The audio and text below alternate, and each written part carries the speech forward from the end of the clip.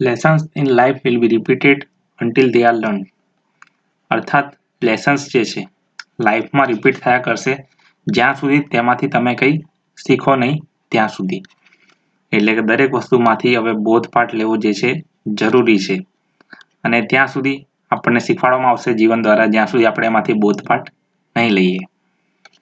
Current અફેરની ડિસ્કશનમાં આગળ વધીએ છીએ એની પહેલાં એક પ્રશ્ન હું તમને પૂછું છું કે પ્રસાદ સ્કીમ, પ્રસાદ યોજના એટલે કે પિલગ્રીમેજ રિજુવેનેશન એન્ડ સ્પિરિચ્યુઅલ ઓગમેન્ટેશન ડ્રાઈવ, આ યોજનામાં ગુજરાતના 3 સ્થળો આવે છે. પ્રથમ સ્થળ છે સોમનાથ, સેકન્ડ છે દ્વારકા અને ત્રીજા સ્થળ જે છે એ કરંટ અફેરમાં રિસેન્ટલી આપણે ચર્ચા કરી હતી. તો આ સ્થળની માહિતી જે છે તમે કમેન્ટમાં આ સ્થળનું નામ તમારે કમેન્ટમાં આપવાનું રહેશે અને એન્ડ ઓફ ધ વિડીયો જે છે હું તમને આ સ્થળનું નામ જણાવીશ. પ્રથમ હતું સોમનાથ, બીજું હતું દ્વારકા. સૌથી ફર્સ્ટ આર્ટિકલ છે નેશનલ ફૂડ સિક્યોરિટી એક્ટ 2013. 2013ની અંદર નેશનલ ફૂડ સિક્યોરિટી એક્ટ આવ્યો હતો. તો ફૂડ સિક્યોરિટી એક્ટ શું કહે છે એની પહેલાં આપણે સમજીએ કે કોઈ પણ દેશ જે છે તેને ફૂડ સિક્યોરિટીની શું જરૂર છે. હવે માની લો કોઈ વ્યક્તિ છે, આ વ્યક્તિ જે છે એ કામ પર જાય છે એટલે દેશના જીડીપીમાં કોન્ટ્રીબ્યુટ કરે છે કોઈને કોઈ રીતે. આ વ્યક્તિ કામ ઉપર જાય છે તો તેને કામ ઉપર જવા માટે તેને જરૂર પડશે ઉર્જાની.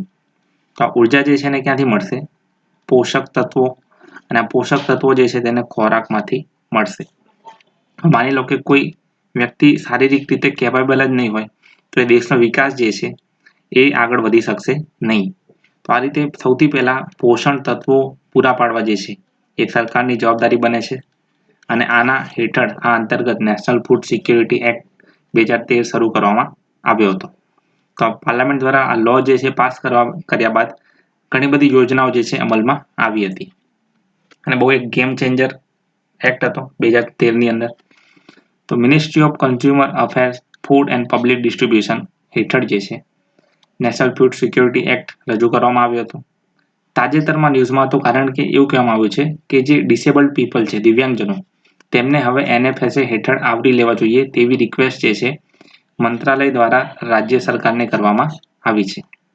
તો તમામ રાજ્ય સરકાર અને યુનિયન ટેરિટરીઝ જે છે તેમને એવું કહેવામાં આવ્યું છે કે દિવ્યાંગજનો જેટલા પણ ડિસેબલ્ડ પીપલ છે તેમને હવે નેશનલ ફૂડ સિક્યોરિટી એક્ટ અંતર્ગત આવરી લેવામાં આવે.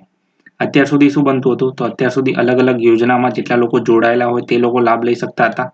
આ ઉપરાંત બિલો પોવર્ટી લાઇન કાર્ડ એટલે કે BPL કાર્ડ જેમની જોડે હોય તે લોકો લાભ લઈ શકતા હતા. પરંતુ ન્યૂઝમાં અગેન એટલે આવ્યું છે કારણ કે હવે ડિસેબલ્ડ પીપલ, દિવ્યાંગજનોને તેનો લાભ મળી શકે તે માટે મંત્રાલય દ્વારા રાજ્ય સરકાર અને યુનિયન ટેરિટરી જે છે તેમને પ્રસ્તાવ મોકલી દેવામાં આવ્યો છે. આનો ફાયદો એ થશે કે દિવ્યાંગજનો જે છે તેમને હવે નક્કી કરેલ જેટલું પણ અનાજ છે તે પણ મળશે જો તેમને આ સ્કીમ અંતર્ગત લાવવામાં આવે તો. કઈ સ્કીમો હાલમાં કાર્યરત છે? સૌથી પહેલા છે પ્રધાનમંત્રી ગરીબ કલ્યાણ અન્ન યોજના, જેને નવેમ્બર સુધી એક્સટેન્ડ કરી દેવામાં આવી છે. પછી અંત્યોદય અન્ન યોજના, જે વર્ષ 2000ની સાલમાં લોન્ચ થઈ હતી. બધી યોજના જે છે આ બધામાં શું આપવામાં આવે છે? ગ્રેન્સ આપવામાં આવે છે, અનાજ આપવામાં આવે છે. હવે ગરીબ કલ્યાણ અન્ન યોજના જે છે તેમાં 5 કિલો વીટ, 5 કિલો રાઈસ અને 1 kg દાળ જે છે પલ્સીસ આપવામાં આવે છે. અને અમુક રાજ્યમાં અવેબિલિટી પ્રમાણે દાળ અને ખાંડ જે છે આપવામાં આવતી હોય છે. હવે એક ટર્મ આપણી સામે આવે છે અહીંયા TPDS. તો TPDS નું આખું નામ શું થશે? તો TPDS જે છે એ છે ટાર્ગેટેડ પબ્લિક ડિસ્ટ્રીબ્યુશન સિસ્ટમ. હવે TPDS નો કન્સેપ્ટ એવું કહેવા માંગે છે કે 75% શહેરમાં 75% ગામડામાં વસતા લોકો અને 50% શહેરોમાં વસતા લોકો જે છે તેમને કવર કરી લેવાના છે. શેના અંતર્ગત? તો PDS હેઠળ એટલે કે પબ્લિક ડિસ્ટ્રીબ્યુશન સિસ્ટમ. એટલે ગુજરાતીમાં કહી શકીએ જાહેર વિતરણ પ્રણાલી. ધોરણ 10ની પુસ્તકમાં તમે જાહેર વિતરણ પ્રણાલી વિશે વધુ વાંચી શકો છો. બટ પ્રિસાઇઝલી કહી શકીએ કે આ રીતે ગરીબો સુધી અન્ન પહોંચાડવાની એક યોજના છે જેને પબ્લિક ડિસ્ટ્રીબ્યુશન સિસ્ટમ તરીકે કહેવામાં આવે છે. તો ટાર્ગેટેડ પબ્લિક ડિસ્ટ્રીબ્યુશન સિસ્ટમ તમને હવે ખ્યાલ આવી ગયો છે. નેક્સ્ટ છે સેક્શન 38. તો નેશનલ ફૂડ સિક્યોરિટી એક્ટમાં સેક્શન 38માં એવી જોગવાઈ છે કે સરકાર જોડે એવી પાવર છે કે રાજ્યોને ઇમ્પ્લિમેન્ટેશન કઈ રીતે કરવું તેનો નિર્દેશ જાહેર કરી શકે. તો અગેન ન્યૂઝમાં આવી ગયો સેક્શન 38 કારણ કે જો દિવ્યાંગજનોને હવે આવરી લેવાની વાત કરવામાં આવી છે મંત્રાલય દ્વારા. એ પણ રાજ્ય સરકારને આવો પ્રસ્તાવ મોકલવામાં આવ્યો છે. તો પ્રસ્તાવ મોકલ્યો છે તેના માટેની સત્તા જે છે નેશનલ ફૂડ સિક્યુરિટી એક્ટમાં સેક્શન 38 અંતર્ગત આપવામાં આવી છે. આગળ વધીએ. નેક્સ્ટ છે નુઆખાઈ જુહર. તો નુઆખાઈ જુહર જે છે એક એગ્રીકલ્ચરલ ફેસ્ટિવલ છે. તો કૃષિ સાથે સંકળાયેલો આ ઉત્સવ જે છે ન્યૂઝમાં હતો કારણ કે 23 ઓગસ્ટના રોજ વડાપ્રધાન શ્રી નરેન્દ્ર મોદી દ્વારા ગ્રીટિંગ્સ આપવામાં આવી હતી. તો બસ બેઝિક આપણને ખ્યાલ હોવું જોઈએ કે નુઆખાઈ જુહર શું છે. ઓપ્શનમાં તમને આપે કે નુઆખાઈ જુહર કોઈ એક પ્રાણી છે, અથવા કોઈ ખોરાક છે, અથવા કોઈ જગ્યાનું નામ છે, અથવા કોઈ તહેવાર છે. તો તમે હવે જાણી શકો કે આ એક તહેવાર છે. અન્ય નામ છે નુઆખાઈ પરબ, નુઆખાઈ ભેટઘાટ, અલગ અલગ નામો છે. જનરલી આ તહેવાર જે છે એ ઓડિશાનો કૃષિ ઉત્સવ છે, પરંતુ તેની સાથે ટ્રાઇબલ એરિયા અમુક ભાગ છત્તીસગઢ અને ઝારખંડનો જે છે તે પણ આ તહેવાર જે છે સેલિબ્રેટ કરે છે. અર્થ શું થાય છે નુઆખાઈનો? તો નુઆનો અર્થ થાય છે નવા ચોખા, ખાઈનો અર્થ થાય છે એને ખાવું. તો નવા ચોખા જે છે તેને ગ્રહણ કરવામાં આવે છે નુઆખાઈ જુહરના દિવસે, એટલે કે 23 ઓગસ્ટ. અને જનરલી ઓડિશા જે છે, ઓડિશાના લોકો નુઆખાઈ જુહરના દિવસે લગ્ન મુહૂર્ત નક્કી કરતા હોય છે.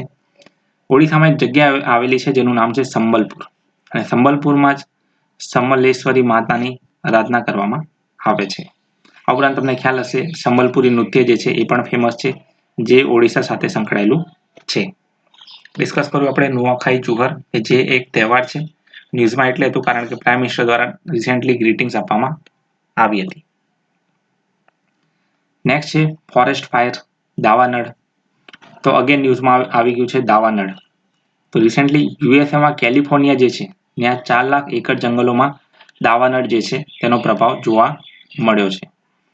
તો આ દાવાનળ જે છે તેનું કારણ હતું વીજળી પડવાથી અહીં આગ લાગી હતી. તો જનરલી ઘણા બધા કારણો હોય છે. અમુક વાર મેન મેડ કારણો હોય છે, મનુષ્ય દ્વારા થતું હોય છે એક્ટિવિટી.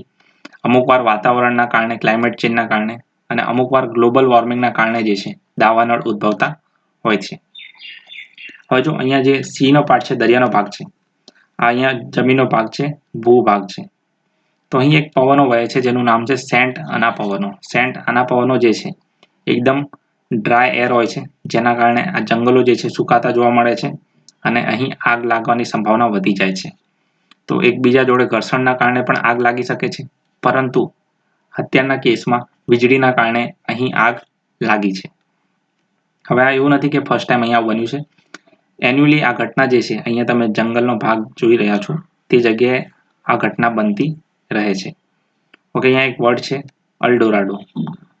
અલ્ડોરાડો પરથી એક ખાસ તમને સજેશન આપી દઉં. KGF કરીને એક ફિલ્મ રિસેન્ટલી રિલીઝ થઈ હતી. તો KGF ફિલ્મ તમે જરૂરથી જોજો અને મને જરૂરથી કમેન્ટમાં જણાવજો કેવી લાગી તમને આ ફિલ્મ. અલ્ડોરાડોને આનાથી શું રિલેશન છે એ પણ તમે જોજો. તો આ ગ્લોબલ વોર્મિંગ જે છે દાવાનળ સાથે સંકળાયેલું છે, અને આ કેલિફોર્નિયામાં એન્યુઅલી આ રીતની ઘટના બનતી હોય છે. આ વર્ષના સ્ટાર્ટિંગમાં ઓસ્ટ્રેલિયા ફોરેસ્ટ ફાયર બન્યું હતું. ઓસ્ટ્રેલિયા ફોરેસ્ટ ફાયરનું કારણ હતું બુશ ફાયર, એટલે કે જે ડાળખીઓ હતી, સૂકી ડાળખીઓ એકબીજા જોડે ઘર્ષણ પામી અને પરિણામે અહીં આગ લાગી ગઈ. સેમ વે અમુક વર્ષ પહેલા ઉત્તરાખંડમાં પણ આવી સ્થિતિ બની હતી, અને આ પણ એન્યુઅલી ઘટના બનતી હોય છે, પરંતુ નાના પાયે હોવાથી ન્યૂઝને હાઇલાઇટ મળતી નથી. નેક્સ્ટ અગત્યની યોજના જે છે એક ન્યૂઝમાં આવી હતી, જે PIB પર રિસેન્ટલી રજૂ કરવામાં આવી હતી. યોજના જે છે 2018ની છે, પરંતુ ન્યૂઝમાં એટલે આવી છે કારણ કે આને એક્સટેન્શન આપવામાં આવ્યું છે. અટલ બિમિત વ્યક્તિ કલ્યાણ યોજના જે છે તે ઇમ્પ્લિમેન્ટ કરવામાં આવે છે ESIC દ્વારા. ESIC નું આખું નામ છે એમ્પ્લોઈઝ સ્ટેટ ઇન્સ્યોરન્સ કોર્પોરેશન. હવે યોજના સાથે સંકળાયેલા અગત્યના તથ્યો જે છે અહીંયા યાદ નથી રાખવાના. પ્રશ્નો પૂછાઈ શકે એવા ચાન્સીસ છે માત્ર ને માત્ર કઈ બોડી આની સાથે સંકળાયેલી છે અને યોજના ક્યારે રજૂ થઈ હતી. તો 1 જુલાઈ 2018ના રોજ જે છે અટલ બિમિત વ્યક્તિ કલ્યાણ યોજના શરૂ કરવામાં આવી હતી. નામ પરથી તમને ખ્યાલ આવી જાય, બીમિત વ્યક્તિ જે છે, બીમાર વ્યક્તિ, તેમને અમુક ભથ્થું એટલે કે વેજ આપવામાં આવશે. તો કેટલા દિવસ માટે કેટલું વેજ આપવામાં આવશે એ બધું આપણે યાદ નથી રાખવાનું, કારણ કે એ અપડેટ થયા કરે છે અને એટલો ડેપ્થમાં પ્રશ્ન પૂછવાના ચાન્સીસ જે છે ખૂબ જ ઓછા છે. તો ESI શું છે? તો એમ્પ્લોય સ્ટેટ ઇન્સ્યોરન્સ જે છે, આ એક્ટ અંતર્ગત આ યોજના શરૂ કરવામાં આવી હતી, અને આ ESIમાં જેટલા પણ લોકો જોડાયેલા હશે તેમને માત્ર ને માત્ર આ યોજનાનો લાભ મળશે. તો લાભ કોને મળશે? તો એની અંદર તમે આ એક ઓપ્શન ટિક કરી શકો છો. એમ્પ્લોય સ્ટેટ ઇન્સ્યોરન્સ ESI, જેટલા પણ ESI હેઠળ લોકો નોંધાયેલા હશે તેમને આ યોજનાનો લાભ મળે છે. અને તાજેતરમાં 30 જૂન 2021 સુધી યોજનાને એક્સટેન્ડ કરી દેવામાં આવી છે. Next very important article publish થયો હતો ધ હિન્દુમાં. આર્ટિકલમાં કહેવામાં આવ્યું છે ડ્રિંકેબલ વોટર, પીવાલાયક પાણી. તો અત્યાર સુધી જે છે ભારતમાં પીવાલાયક પાણી માટે કોઈ સુનિશ્ચિત માપદંડ જે છે નક્કી કરવામાં આવેલ ન હતા. પરંતુ ફાઇનલી BIS એટલે કે બ્યુરો ઓફ ઇન્ડિયન સ્ટાન્ડર્ડ દ્વારા પ્રથમવાર એક ફ્રેમવર્ક તૈયાર કરવામાં આવ્યો છે, જેમાં પીવાના પાણી માટેના ક્રાઇટેરિયા નક્કી કરી દેવામાં આવ્યા છે. જો તમને ખ્યાલ હોય તો જલ જીવન મિશન જે છે લાસ્ટ યર લોન્ચ કરવામાં આવ્યું હતું વર્ષ 2019માં. લક્ષ્યાંક છે વર્ષ 2024 સુધી. 2024 સુધી શું કરવાનું છે? તો દરેક ગ્રામ્ય વિસ્તારમાં ટેપ વોટર પહોંચાડવાનું છે, પીવા લાયક પાણી પહોંચાડવાનું છે, ટેપ વોટર.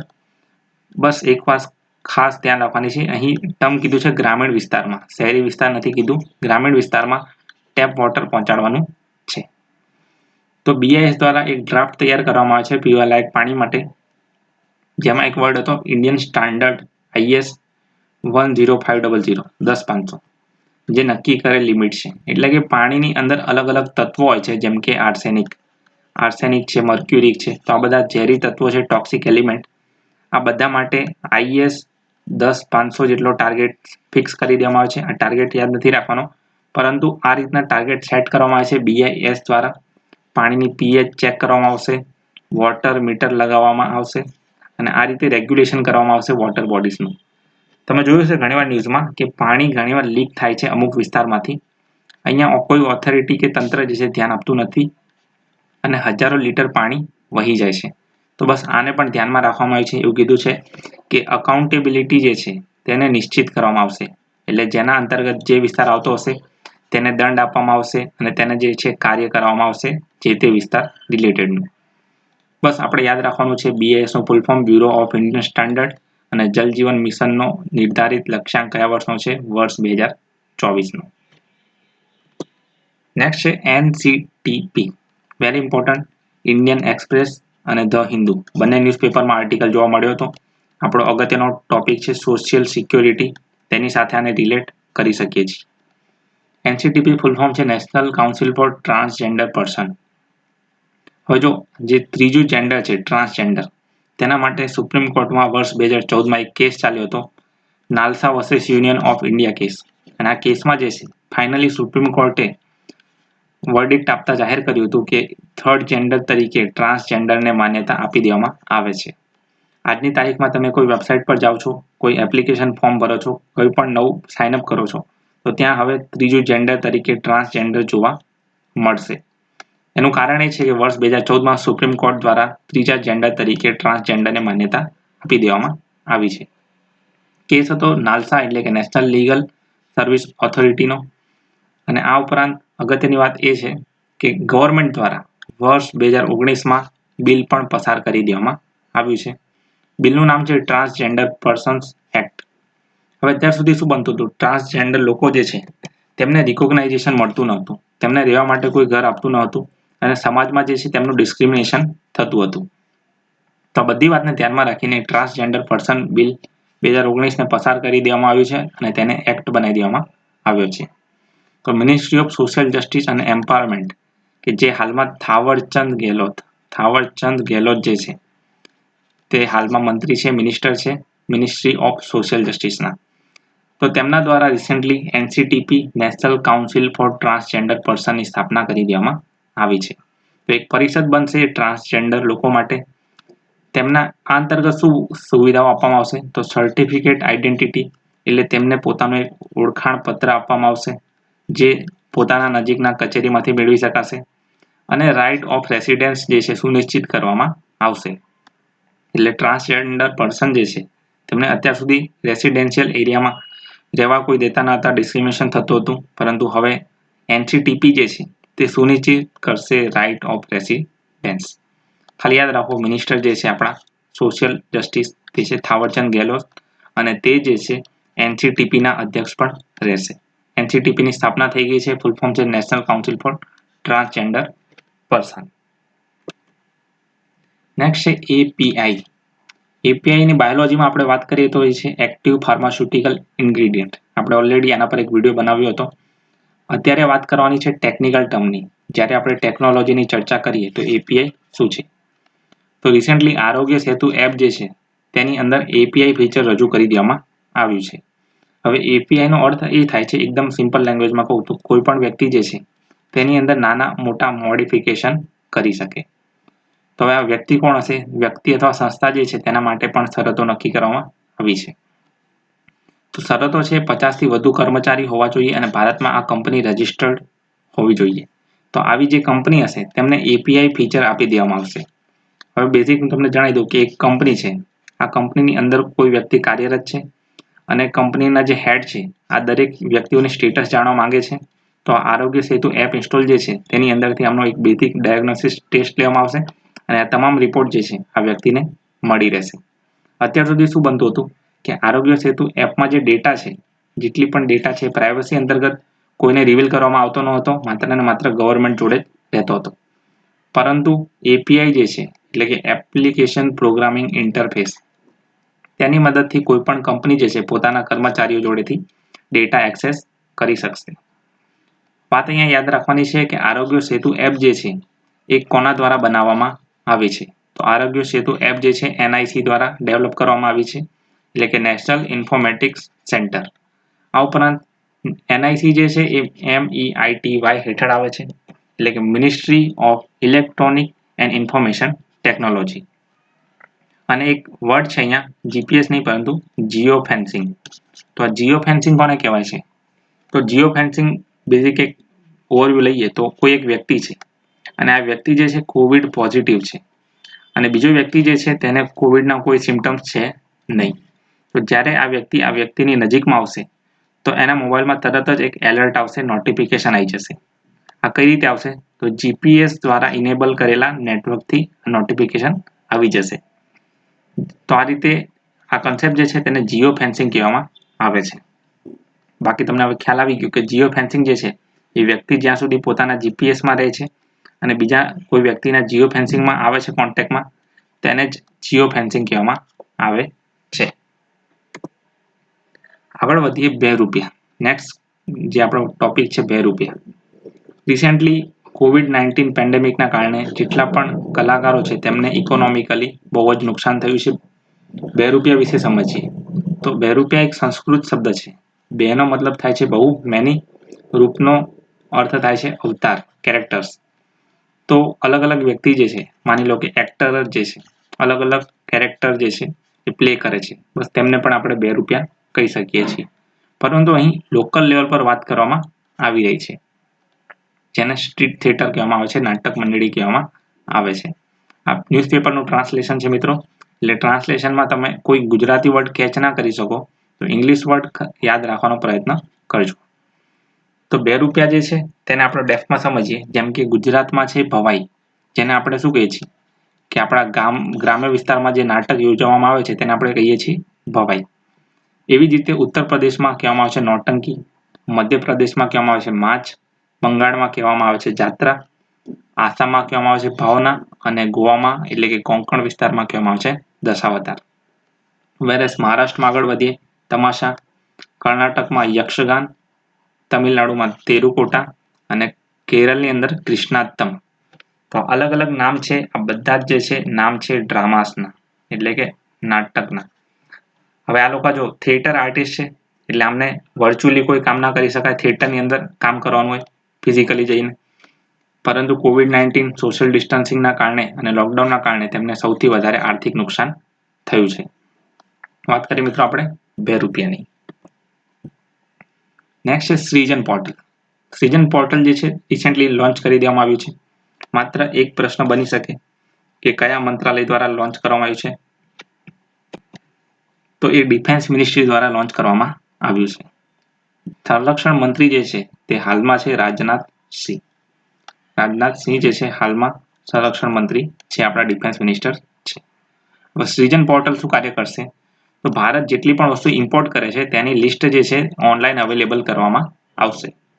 ફરક શું પડશે? તો જેટલી પણ કંપની જે છે તે આ પ્રોડક્ટને જોઈ શકશે અને પોતે આ વસ્તુ ડેવલપ જો કરવી હોય તો એ વસ્તુ ડેવલપ કરશે, કારણ કે ઇન્ડિયા જે છે હવે આત્મનિર્ભરતા તરફ પુશ કરવા માંગે છે. જેટલી પણ લિસ્ટ જે છે આ કંપની અવેલ કરી શકશે અને કંપની જે છે આ દરેક વસ્તુને મેન્યુફેક્ચર કરી શકશે. આ ઉપરાંત તમે જોયું તો રાજનાથસિંહ જે છે આપણા ડિફેન્સ મિનિસ્ટર, તેમના દ્વારા રિસેન્ટલી કહેવામાં આવ્યું છે કે ભારત જે છે હવે 101 વસ્તુઓ જે છે તેના આયાત ઉપર પ્રતિબંધ મૂકવા જઈ રહ્યું છે. જેમ જેમ આ કંપનીઓ મેન્યુફેક્ચર વધારતી જશે તેમ તેમ ઇન્ક્લુડિંગ સ્નાઇપર ઘણા બધા સ્પેર પાર્ટ જે છે આવા 101 સ્પેર પાર્ટ અને બંદૂકો જે છે તેના પર હવે બેન મૂકવામાં આવશે. નેક્સ્ટ આર્ટિકલ છે મનોદર્પણ.